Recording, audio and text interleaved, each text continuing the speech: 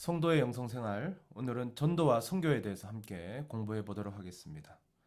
먼저 전도와 선교의 정의를 공부하겠습니다. 먼저 선교라는 말은 보낸다라는 의미를 가진 라틴어에서 파생되었습니다. 그래서 선교의 정의는 하나님의 보내심을 믿고 나아가 복음을 전하는 일이다라고 정의를 내릴 수 있습니다. 그리고 전도라는 말은 히라버의 유와 앙겔리아라는 말에서 유래가 되었습니다. 그래서 전도의 정의는 예수 그리스도의 복음을 불신자에게 전하는 행위이다라고 정의를 내릴 수가 있습니다. 이런 의미에서 선교와 전도는 같은 뜻을 가진 동의어라고 말할 수가 있는 것입니다. 그리고 두 번째, 선교와 전도의 목적을 말씀드리겠습니다. 이 선교의 목적과 전도의 목적은 동일합니다. 바로 불신자들에게 복음을 전하여 불신자들이 예수를 나의 주로 고백함으로 예수의 이름으로 구원을 받게 함으로 하나님의 나라를 확장해 나가는 것이다 라고 전도와 선교의 목적을 정의할 수가 있는 것입니다. 그리고 세 번째, 선교와 전도의 차이점을 말씀드리겠습니다. 선교와 전도의 차이점에는 크게 두 가지를 들 수가 있습니다. 첫 번째는 복음을 전하는 행위에 있어서 차이점이 있습니다. 전도라는 개념은 불신자에게 복음을 직접 전하는 행위에 국한되는 것입니다. 반면에 선교라는 개념은 전도보다 더 포괄적이어서 교회의 모든 전도 활동과 사역을 포함하는 것이 바로 선교다라고 말씀드릴 수 있습니다. 그리고 또 다른 차이점은 지역적인 구분에 있습니다. 전도는 국내에서 복음을 전파하는 행위라고 이해할 수 있습니다. 그리고 선교는 해외에서 복음을 전파하는 행위다라고 일반적으로 정리할 수가 있는 것입니다. 네 번째, 이제 전도란 무엇인가에 대해서 좀 더 세부적으로 공부하는 시간을 갖도록 하겠습니다. 이 전도의 의미에 대해서는 여러 가지 해석이 있습니다. 신학적 입장에 따라서 전도의 정의가 조금씩 다르다라고 말씀드릴 수 있습니다. 이 전도라는 말의 어원적 의미와 그 정의를 내림을 통해서 이 전도라는 뜻을, 전도의 의미를 좀 더 집중적으로 살펴보도록 하겠습니다. 먼저 예고하는 것이라는 의미가 이 전도에 담겨져 있습니다. 케루소라는 헬라어의 의미가 여기에 들어있는 것입니다. 이 케루소라는 단어는 나는 예고한다, 나는 전파한다, 나는 선포한다라는 의미를 나타내고 있습니다. 마태복음 11장 1절에 예수께서 12제자에게 명하기를 마치시고 이에 그들의 여러 동네에서 가르치시며 전도하시려고 거기를 떠나가시니라 라는 말씀이 있습니다. 여기서 이 전도라는 단어가 헬라어 케루소라는 말을 사용하고 있는 것입니다. 이것은 고대사에서 왕이나 최고 지도자의 메시지를 군중들에게 또는 특정인에게 큰 소리로 전하는 행위를 일컫는 것이 바로 이 케루소라는 의미가 여기에 담겨져 있는 것입니다. 그런데 이 단어는 예수님과 세례 요한이 초기의 복음을 전파할 때 사용되었던 단어에도 똑같이 들어있는 것입니다. 마태복음 3장 1절과 2절에 그때 세례 요한이 이르러 유다 광야에서 전파하여 말하되 회개하라 천국이 가까이 왔느니라. 이 말씀에서 세례 요한이 하나님 나라가 가까이 왔음을 예고하면서 하나님의 복음을 전파했다라는 거예요. 그리고 선포했다라는 것입니다. 그래서 이 전도라는 의미가 바로 하나님 나라가 가까이 왔음을 예고하고 또 전파하고 선포하는 의미가 바로 이 전도라는 단어에 담겨져 있는 뜻이다라는 것입니다. 두 번째, 전도의 어원적 의미가 있는데 그것은 바로 기쁜 소식입니다. 유앙겔리조라고 표현하는 것입니다. 이 말의 의미는 나는 기쁜 소식을 전한다. 나는 기쁜 소식을 설교한다라는 뜻이 담겨져 있습니다. 이 표현은 신약 성경에 무려 72번에 걸쳐서 등장하는 단어입니다. 마가복음 1장 15절에서 이르시되 때가 찼고 하나님의 나라가 가까이 왔으니 회개하고 복음을 믿으라 라는 말씀에서 이 단어를 사용하고 있습니다. 이 낱말의 뜻은 기쁜 소식, 그리고 이 기쁜 소식을 전하는 것을 전도라고 할 수가 있는 것입니다. 신약 성경을 기록한 헬라어의 이 유앙겔리조의 명사형이 바로 우리가 잘 알고 있는 유앙겔리온, 즉 기쁜 소식을 전함, 기쁜 소식을 설교함으로 번역할 수 있는데, 이것을 지금의 복음 전도 또는 전도라고 표현하고 있는 것입니다. 세 번째 전도의 어원적 의미가 있는데 바로 증인이 되는 것입니다. 말투스입니다. 이 말투스는 나는 증언한다, 나는 순교한다라는 뜻이 담겨져 있는데요. 성경에 200회나 나오는 단어인 것입니다. 이 단어는 사도행전 1장 8절에 내 증인이 되리라 라는 표현에서 사용되고 있는 단어인 것입니다. 바로 선교한다라는 것은 예수 그리스도의 증인이 되는 것이고, 또 순교한다라는 의미가 담겨져 있는 것입니다. 즉 증인으로서 내가 예수 그리스도를 만나고 듣고 체험한 것들을 있는 그대로 증언하는 데 있어서 내 목숨을 기쁨으로 내어줄 수 있을 정도로 바로 전하는 것이 바로 전도이고 바로 전도자의 사명이다라고 말씀드릴 수가 있는 것입니다. 네 번째 전도라는 이 어원적 의미는 가르치는 것, 즉 디다스코라는 의미로 사용될 수 있습니다. 이 말은 예수님이 전도하실 때 그 어떤 단어보다 자주 등장하는 단어가 바로 이 가르치는 것입니다. 마태복음 9장 35절에서 예수께서 모든 도시와 마을에 두루 다니사 그들의 해당에서 가르치시며 천국 복음을 전파하시며 모든 병과 모든 약한 것을 고치시니라 라고 말씀하고 있습니다. 여기서 예수님께서는 전도하실 때 바로 가르치시는 형식을 통해서 예수님은 복음을 전파하셨다는 것입니다. 우리도 전도할 때 이 예수님의 이 전도 방법을 본받아서 사람들에게 바른 방법으로 진리를 전파하는 것이 중요하다라고 말씀드릴 수가 있습니다. 이 전도라는 것의 다섯 번째 의미는 제자가 되는 것이라는 의미가 담겨져 있습니다. 마테테스, 제자라는 뜻입니다. 전도는 바로 예수 그리스도의 제자가 되게 하는 것입니다. 이 단어는 마태복음 28장 19절 너희는 가서 모든 민족을 제자로 삼아라 하실 때 쓰인 단어가 바로 이 마테테스라는 단어인 것입니다.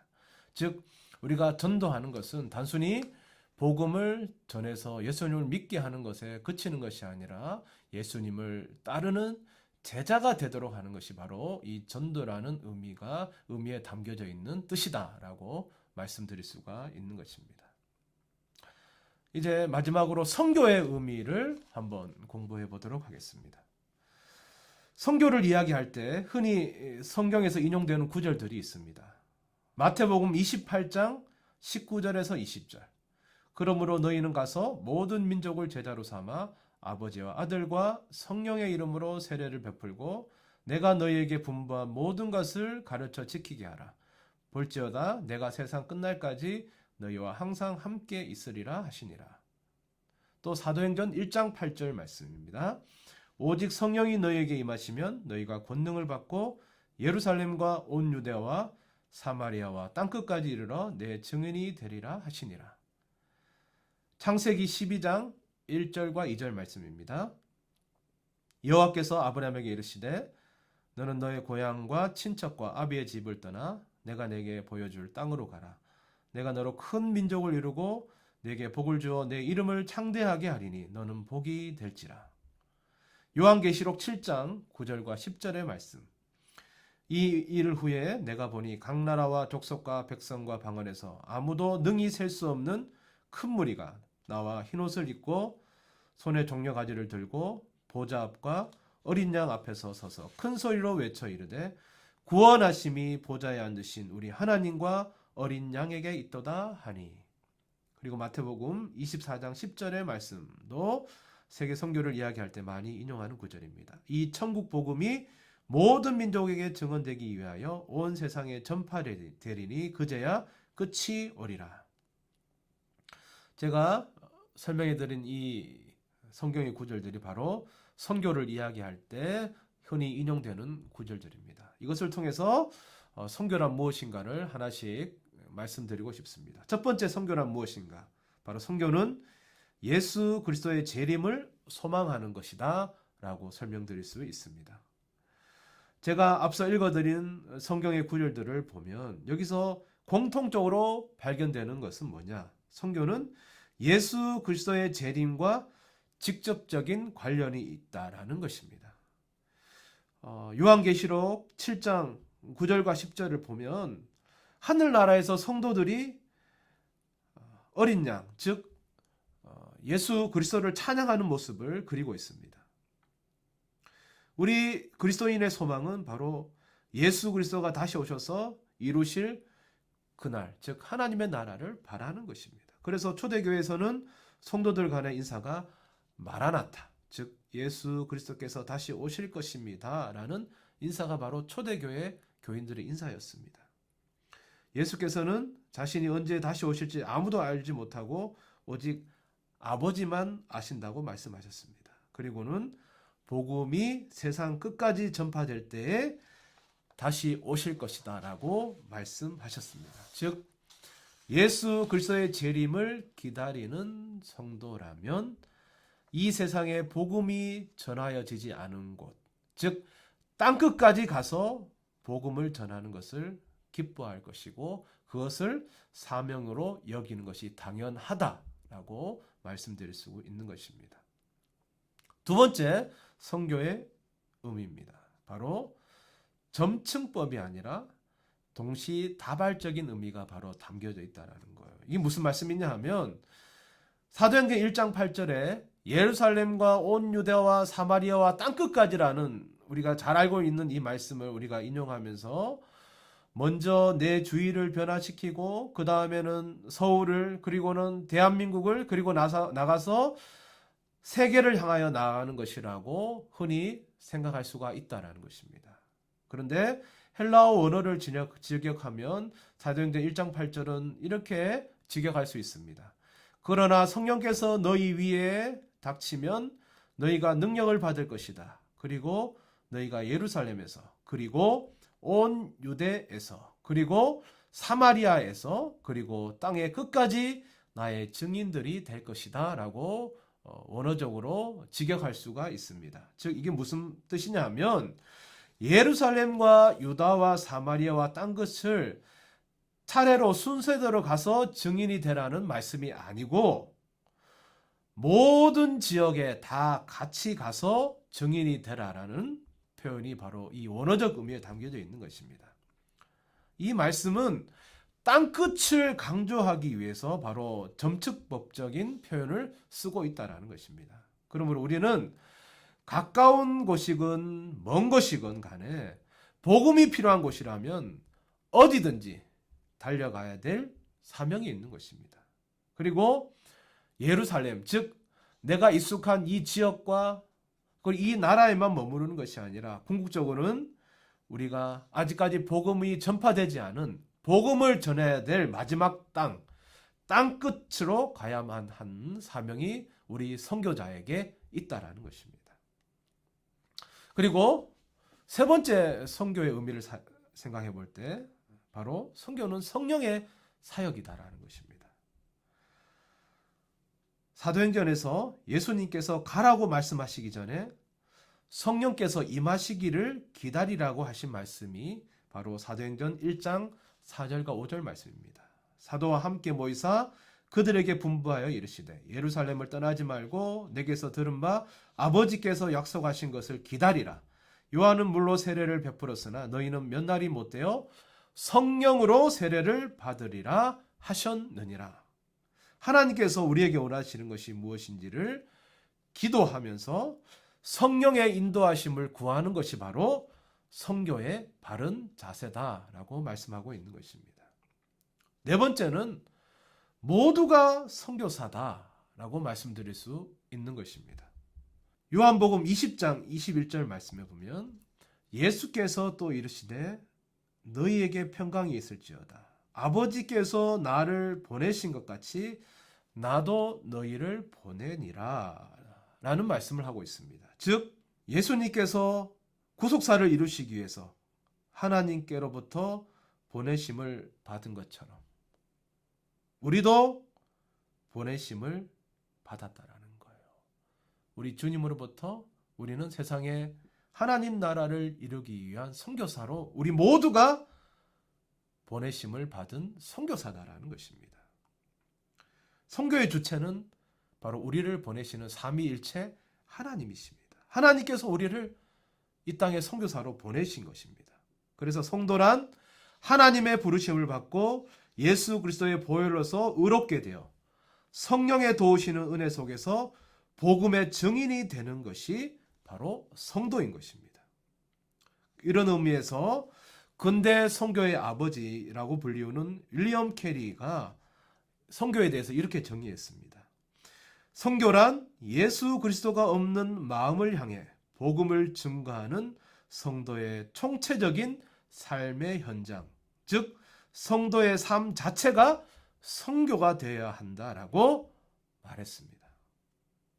성도 여러분, 선교라는 것은 단순히 타 문화권으로 가서 선교하는 것이 선교라고 그렇게 좁게 표현할 수가 없는 것입니다. 선교라는 것은 우리가 비록 타 문화권으로 가지 못한다 할지라도 우리는 이곳에서 보내는 선교사로서 보내는 일에 지원하고 또 기도로서 또 물질로서 그것을 얼마든지 보내는 선교사로서의 사명을 감당할 수 있는 우리 모두가 선교사라는 사명을 받았다라는 것을 우리가 반드시 기억해야 된다라는 것입니다. 오늘 간단하게 저와 여러분은 선교와 전도에 대해서 함께 공부해 봤습니다. 선교는 전도는 어떤 특정인의 사명이 아니라 바로 이 땅에 하나님의 부르심을 받은 모든 성도의 사명이다라고 마지막으로 결론을 내릴 수가 있습니다. 감사합니다.